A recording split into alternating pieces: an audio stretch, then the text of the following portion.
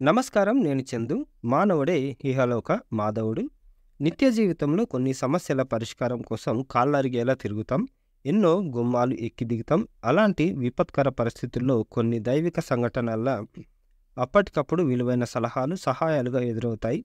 అదెలా జరిగిందని ఆశ్చర్యానికి లోనవ్వడం కాకుండా, మనం చేసిన ఏ పుణ్యకార్యము మన పనిని సానుకూలం చేసిందని ఆ క్షణం మదిలో స్ఫురించాలి.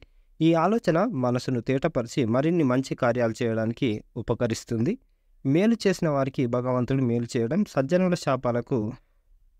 శాపాలకు గురై దుర్మార్గులు నానా బాధలు పడడం, అవతార పురుషుల చేతిలో మరణించడం లాంటి వాటిని రామాయణం, మహాభారతం, ఇతర పురాణాల్లో చదివాం. మనం చేసినవి సత్కార్యాలైతే భవిష్యత్తులో ఉపకరిస్తాయి, బంగారు బాటపై నడిపిస్తాయి.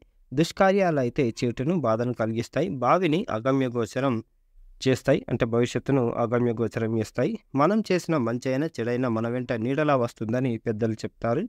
చెడు తాత్కాలిక సంతోషాన్ని కలుగజేసిన చిట్ట చివరి ఆనందాన్ని సొంతం చేసేది మాత్రం ఆచరించిన ధర్మం, అనుసరించిన న్యాయమే.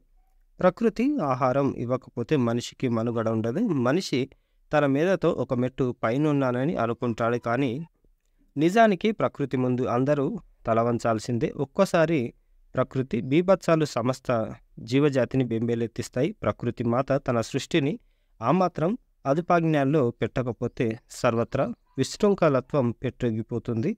ప్రకృతి చాలా వరకు పరమశాంతంగా ఉంటుంది, అప్పుడప్పుడు కోప్పడుతుంది. ప్రకృతి గురువు నుంచి మనిషి నేర్చుకోవాల్సింది తన జీవితంలో ఎక్కువ పాలు శాంతంగా ఉండాలని, తన శాంతమే తనకు రక్ష అని. శాంతంగా ఉండే వ్యక్తి ఎదుటివారు చెప్పేది సావధానంగా వింటాడు. విన్న వెంటనే ఆచరణకు పూనుకోడు. ఆలోచించి సర్వజన హితకరమైతేనే అమలు పరుస్తాడు. మాట జారడు, మీరడు. ఎంత అవసరమో అంతే మాట్లాడతాడు. పెద్దలను గౌరవిస్తాడు, పిల్లలను అభిమానించి ప్రేమిస్తాడు. ఉదారమైన వ్యక్తిత్వంతో ప్రకాశిస్తూ సహాయం చేయడానికి ముందుంటాడు. ఏ పరిస్థితుల్లో ఎక్కడ ఉన్నా అందరినీ కలుపుకొని పోతాడు. ధనానికన్నా వ్యక్తిత్వాలకు ఎక్కువ విలువ ఇస్తాడు. కార్యసాధనకు అందరి సహకారం తప్పనిసరి అని గ్రహిస్తాడు. వ్యసనాలు తన లక్ష్యం నుంచి పక్కదారి పట్టిస్తాయన్న స్పృహ కలిగి ఉంటాడు. అతడి నిర్మలత్వానికి రోగాల చెద పట్టదు. సంపూర్ణ ఆరోగ్యంతో మిసమిసలాడుతుంటాడు. కల్మషాలేని నది నీరు అమృతోపమానమే గదా. నిత్య శాంత మనస్కుడికి కోపం రాదా? వస్తుంది. అది కార్యాన్ని చక్కబెట్టడానికి రాజుకునే తాటాకు మంట లాంటిది. ఎక్కువసేపు నిలవదు. ఆ కోపం అక్కడితో సరి. అది తన శత్రువుగా మారే స్థితికి తెచ్చిపోడు. సూర్యుడిలా, చంద్రుడిలా, చెట్టులా, గోవులా, పారే సెలయేరులా ప్రకృతికి పర్యాయ పదంలా ఉన్న వ్యక్తిని అందరూ గౌరవిస్తారు, ఆదరిస్తారు. సహాయం చేసే అవకాశం కోసం ఉవ్విళ్ళూరుతారు. మనిషిగా పుట్టిన ఈ జీవితానికి ఇంతకంటే కావాల్సింది ఏముంటుంది? మానవుడే మాధవుడై మన్ననలు అందుకునే అరుదైన సమయం అది అని ప్రతాప వెంకట సుబ్బరాయుడు గారు రాసిన అంతర్యామి ఇది.